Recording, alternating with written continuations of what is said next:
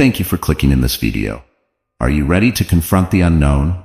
Stick around to unravel the mysteries and face the fear that hides in plain sight. I had always enjoyed taking long walks through the park. There was something calming about it, something that made me feel disconnected from the chaos of the world. That afternoon was no different. The air was crisp, the sun was beginning to dip behind the trees, and the soft rustling of leaves under my feet was soothing.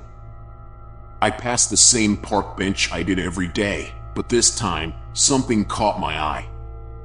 It was a small, worn-out leather-bound book sitting there, forgotten and slightly tilted on the edge of the bench. I stopped, curiosity getting the best of me. No one else was around, and the park was quiet except for the distant chirping of birds. My hand reached for the book before I could even think about it.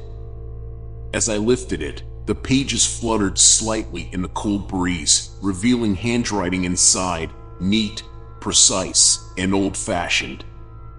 The cover had no title, just an intricate design etched into the faded leather. I sat down, feeling an odd pull towards the diary. There was something about it, something unsettling but fascinating at the same time. I flipped to the first page, and immediately, I was hooked. The writing wasn't just random musings, it was a detailed account of someone's daily life. But what stood out, what made my skin prickle, was how eerily familiar the descriptions were. The first entry described the weather perfectly. A cold wind blows through the park as the sun sets behind the trees. The bench remains empty, save for the diary left behind. I looked around, my heart beginning to race. It was exactly what I was seeing right now. The chill in the air, the setting sun, it was all there, written down in front of me. But that wasn't possible, right? I dismissed it as a coincidence and kept reading. The entries became more specific, describing mundane events that aligned with my life, my daily walk through the park, the cafe I visited on the corner of Oak Street, even the conversation I had with the barista that morning. The handwriting felt like it was speaking directly to me, guiding me through my own life as though I had been living it according to a script. I quickly flipped through the pages, and that's when I noticed something even more disturbing. The entries started predicting things I hadn't done yet. My fingers trembled as I read the words. Tomorrow, the man will return to the bench, and the diary will consume his every thought. I snapped the diary shut, my heart pounding in my chest. I looked around the park again, suddenly feeling exposed, watched. The setting sun cast long, eerie shadows on the ground, and the once soothing quiet of the park now felt suffocating. I stood up abruptly, clutching the diary in my hand. I didn't know why, but I felt the urge to take it with me. Maybe I thought I could find answers or some explanation for this coincidence. But deep down, a gnawing fear started to take root. Was this really just a random old diary? Or was something else going on? Something far beyond my control? That night, I couldn't sleep. The diary lay on the table next to my bed, and even though I tried to forget about it, I could feel its presence looming in the room. My thoughts spiraled, imagining the pages filling themselves with new words that would continue to predict my every move, as if I had no say in my own life anymore. What if the diary didn't just record my actions, but shape them? I tossed and turned in bed, trying to shake off the sense of dread creeping up my spine. But no matter how much I tried to rationalize it, one thing was clear. I needed to know what else was written in that diary. The next morning, I woke up with the diary on my mind. I hadn't touched it since I got home, but its presence weighed on me, lingering in the corners of my thoughts like an unresolved question. I went about my morning routine mechanically, trying to push away the unsettling feeling, but it clung to me, persistent. I stood in front of the mirror, staring at my reflection as I brushed my teeth. Was I losing it? How could an old diary possibly know anything about me? I shook my head, trying to dispel the creeping paranoia, but it had already taken root. I dressed quickly, grabbed my coat, and headed out the door, telling myself that I wouldn't look at the diary again. But I didn't leave it behind. It was in my pocket, like some cursed object I couldn't part with. As I made my way to the park, everything felt different. The trees seemed taller, casting long, ominous shadows across the ground. The people I passed seemed distant, their faces blurred, their expressions unreadable. I couldn't tell if it was just my mind playing tricks on me or if something about the world had really shifted. I quickened my pace, feeling a strange urgency pulling me forward. When I reached the bench, I hesitated. The memory of the diary's words echoed in my head. Tomorrow, the man will return to the bench. And here I was, right on schedule. I sat down, feeling a strange sense of inevitability wash over me. I pulled the diary from my pocket, my fingers trembling slightly as I opened it. I had to know what came next. The entry for today was already written. My breath caught in my throat as I read the words. He sits at the bench, the weight of the diary heavy in his hands. He flips through its pages, searching for answers, but finds only more questions. His mind spirals, trapped in the web of fate. I looked around, panic rising in my chest. Was someone watching me? How could this be happening? I slammed the diary shut and shoved it back into my pocket, my heart racing. I had to get away from that bench, from the park. I started walking, faster and faster, until I was almost running. But no matter how far I got, the unease followed me. It was like the diary had latched onto me, feeding off my anxiety. My mind raced, trying to make sense of it all. Was it some kind of sick prank? But no one knew my routine that well. It couldn't be a coincidence either. There were too many details, too many things only I would know. As I reached the cafe on Oak Street, the same cafe the diary had mentioned, I froze. The barista was standing behind the counter, just like the diary had described. And as I approached, she smiled and said exactly what was written in the entry, same as usual. My stomach twisted. It was too much. I muttered something unintelligible and left, pushing the door open with more force than I intended. I had to get away, had to figure out what was happening to me. The world around me felt like it was closing in, like I was walking through a script, and I had no control over my own actions. Back home, I paced the living room, the diary still burning a hole in my pocket. I wanted to throw it away, burn it, anything to be rid of it. But I couldn't. There was something I needed to understand, something hidden between the lines of those pages.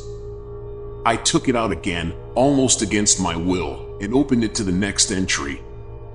My heart sank. The diary was no longer just recording my actions. It was dictating them. The next line sent a chill down my spine. He will resist the urge to read further but fail. The diary now is obsession. I slammed it shut again, my hands shaking. Was I really losing control? Or had I already lost it? The days that followed blurred together in a haze of unease. Every morning, I told myself I wouldn't open the diary, but by the evening, I would find myself sitting on the couch, flipping through its pages. It had become an addiction, one that I couldn't explain nor resist. I wanted to stop, but I needed to know what it would say next. My life felt like it was slipping out of my grasp, page by page. The entries continued to mirror my every action with unnerving precision. Each day's events were written as though they had already happened. My walks to the park, my strained conversations with the barista, even the thoughts swirling in my head were captured in ink. It was as if the diary was writing my life before I even lived it. And then the predictions started to change. At first, it was subtle, small variations, like an offhand comment I hadn't planned to make or a decision I hadn't consciously considered. But soon, the diary began to suggest actions I had no intention of following. I read in one entry, "He will not return to the park today. Instead, he will walk to the old church on the corner of Maple Street." I frowned. I hadn't been to that church in years, and I had no reason to go now. But something gnawed at me, an impulse planted in my mind. I fought it, resisting the pull, but hours later, I found myself standing in front of the church, the heavy doors looming above me. I didn't know why I had come. It was as though my legs had carried me there of their own accord. I started to realize that the diary wasn't just predicting my actions, it was controlling them. My choices didn't feel like my own anymore.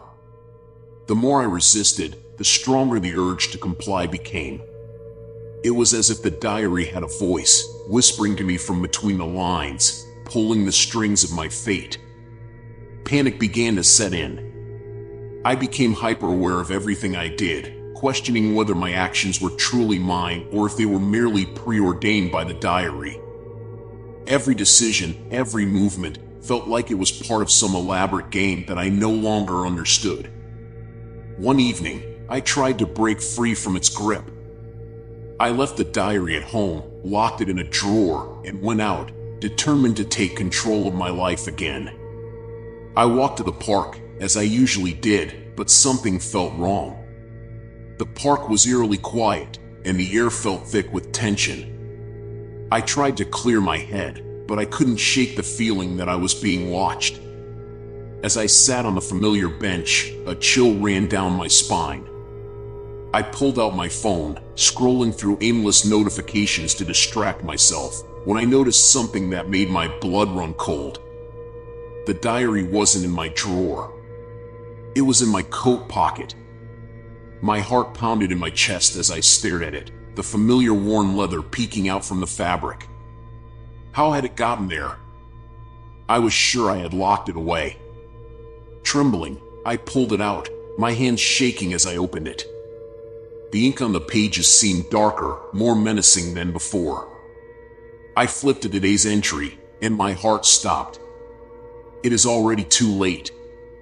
The words hung on the page, cold and final. I stared at them, trying to make sense of their meaning. Too late for what? My mind raced with possibilities, each one more terrifying than the last. I looked around the park, suddenly feeling suffocated by the shadows stretching across the ground. I wanted to run, to escape the feeling of impending doom, but my legs felt heavy, rooted to the spot. The diary had become more than just a book. It was part of me now, entwined with my every thought, my every action. And I was no longer sure if I could escape its grip. I ran. The park's familiar pathways twisted into a labyrinth beneath my feet as I darted between trees, panic fueling my every step. The words from the diary echoed in my mind. It is already too late. Too late for what? The question pulsed in my head as I pushed forward, my breath coming in ragged gasps. But no matter how fast I ran, I couldn't shake the suffocating sense that I wasn't alone, that something was watching me, following me.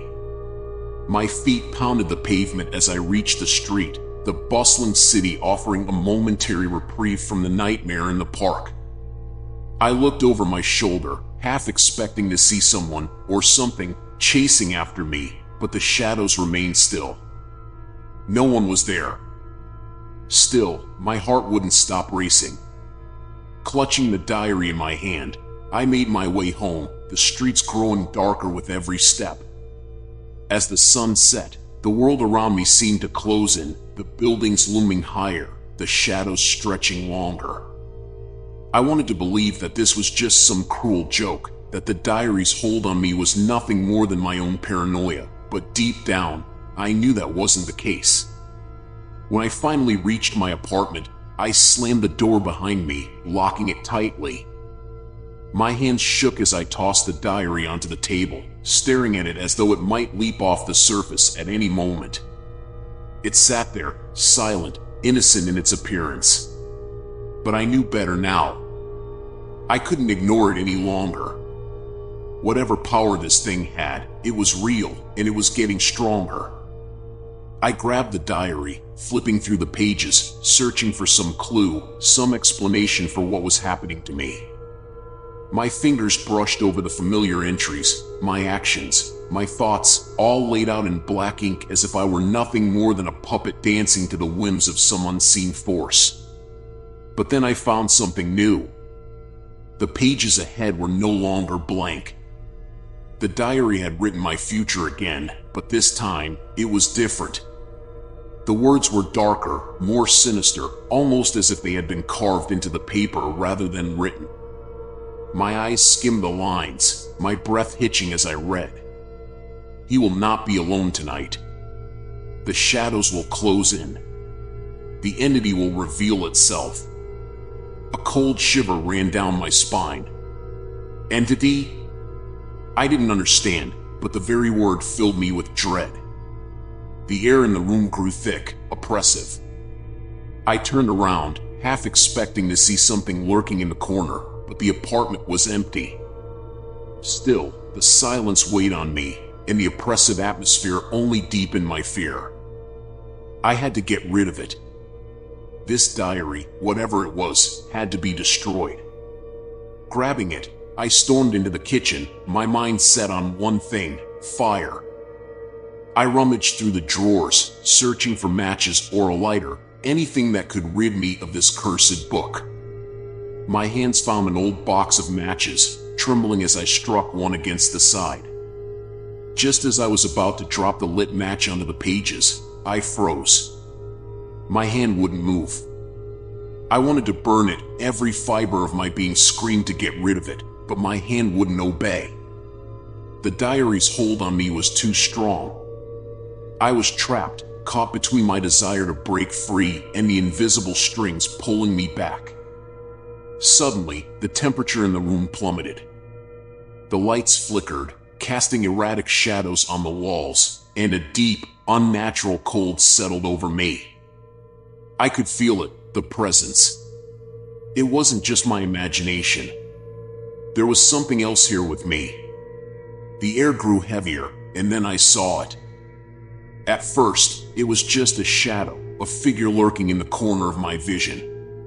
But as the lights flickered again, the shadow took form, a dark, twisted silhouette that seemed to bleed into the very fabric of the room. I stepped back, my heart hammering in my chest. It was real. The entity from the diary had come for me. The figure moved closer, the darkness clinging to it like smoke. I backed away, stumbling over furniture as I tried to escape, but the entity was relentless. It reached out with shadowy tendrils, curling toward me, suffocating the air around me. My mind raced, searching for a way out, for anything that could save me. And then I realized this wasn't the end.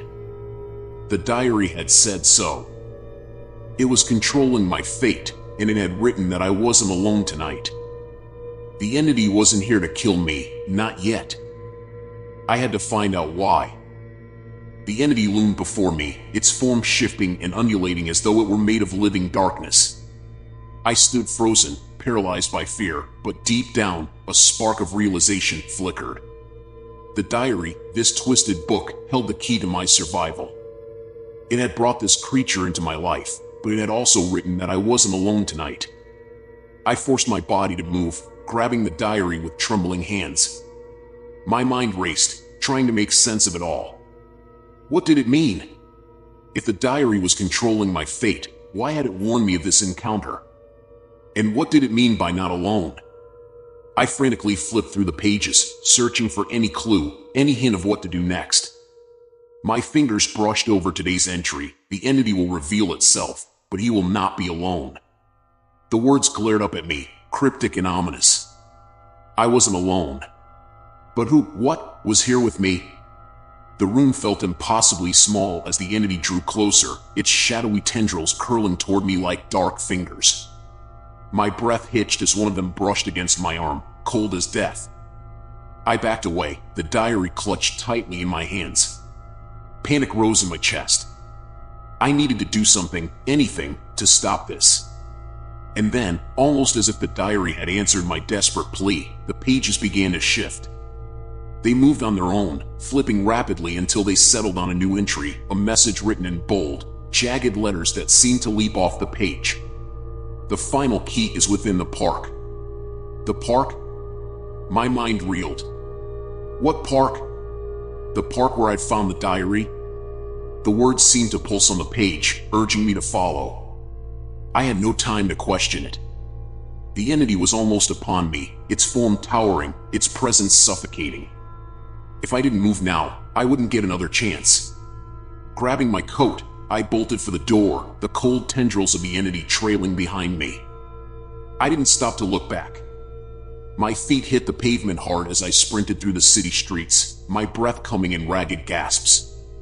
The world around me blurred as I ran, every shadow twisting into the image of the creature, every corner feeling like it was closing in on me. The park was just a few blocks away, but it felt like miles.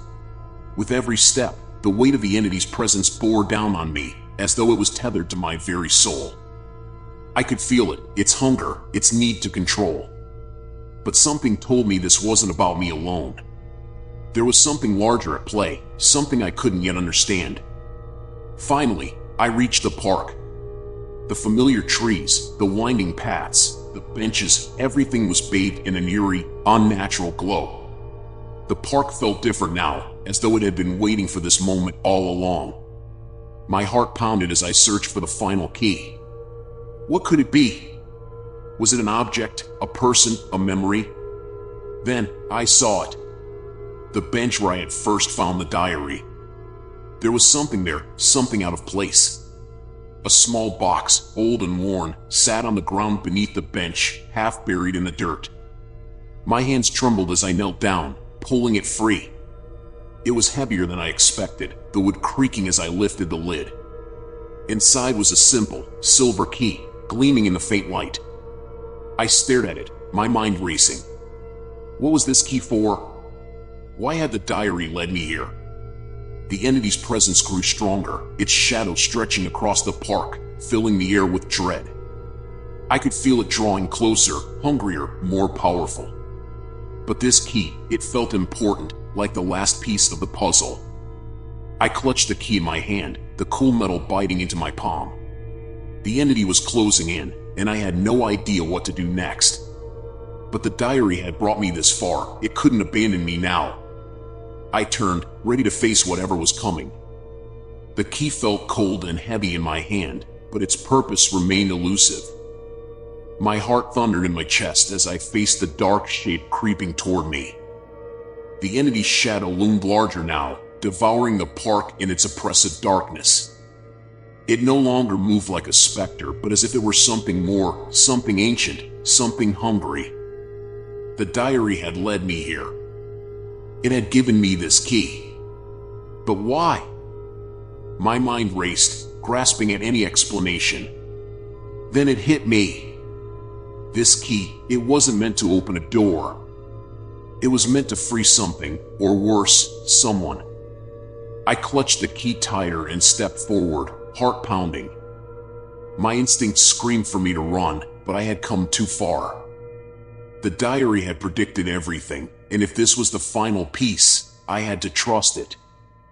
But trust in what? In whom? The entity swirled in front of me, its form warping and twisting like a living shadow. I could feel it now, the cold tendrils of its presence wrapping around me, suffocating, whispering. But amidst the whispers, there was one word, one name, that sent a chill down my spine. Lucas. I froze. My name. It knew my name. The diary had known everything about me from the start, but hearing the entity speak it, that was different. The diary wasn't just observing me, it was part of me. And the entity was connected to it. I looked down at the key in my hand, its cold surface shimmering under the pale moonlight. My pulse quickened as I realized this key was meant for me. Not to free anyone else. Not to trap the entity. It was a key to my own fate. I felt the diary pulsing in my coat pocket, vibrating softly against my side, as if it were alive, aware. The pages had guided me to this point. The diary had warned me about the entity, about not being alone tonight. But all this time, it wasn't the entity that was the true danger. It was me. The key was meant for the one thing I had been ignoring all along, my own mind. The paranoia, the sense of losing control over my life, the diary's terrifying accuracy in predicting my every move. It was never about some dark force outside of me. The entity was a reflection of my fears, my darkest thoughts come to life, fed by the diary's cursed grip on my mind. The truth hit me like a punch to the gut. I had written in that diary. I had been the one creating my own nightmares, guiding my actions, feeding my fears. The entity wasn't real, at least, not in the way I had imagined. It was the manifestation of the chaos inside me, a monster born from my obsession with controlling my own fate. I stepped back, dropping the key to the ground, its clatter echoing in the still night air. The diary vibrated harder now, almost frantic, as if trying to force me to pick up the key, to continue this twisted game. But I wouldn't. I refused. I tore the diary from my pocket, holding it in front of me as the entity's shadow loomed even closer, its tendrils wrapping around my legs, pulling me into the darkness. My fingers trembled as I stared at the cursed book that had consumed my life, the pages flipping on their own, showing me future events that no longer held power over me. With one final breath, I tossed the diary into the blackness, letting it vanish into the depths of the entity's shadow. The world around me seemed to warp and shift as the book disappeared, the oppressive weight lifting from my chest. The entity paused, its form flickering, its control over me weakening. Without the diary, it had no power. I had freed myself. I could feel the chains of fear breaking, my mind clearing. The shadow lingered for a moment, watching, waiting. But then, as if sensing its defeat, it began to recede. The tendrils loosened, the cold air warming slightly as the darkness withdrew. The park returned to its familiar, quiet state. The nightmare was over. I stood there, breathing heavily, alone in the silence. The diary was gone, the entity vanished. And for the first time in days, I felt a sense of calm wash over me. I had broken free. Or so I thought. As I turned to leave the park, something caught my eye. Lying on the ground, just beneath the bench where I had first found the diary, was another small, leather-bound book. It looked identical to the one I had just thrown into the void. My heart sank as I stared at it, unmoving. A fresh diary, waiting for me. The terror of realization hit me hard. I hadn't escaped anything. I was still part of the game, still trapped in this twisted cycle. And it wasn't over. The entity, the diary, the key, it was all a test. And I had just reset it. If you want to watch another story, there is another video appearing on your screen now. Share your thoughts and experiences in the comments below. And don't forget to subscribe and hit the notification bell for more spine-chilling stories.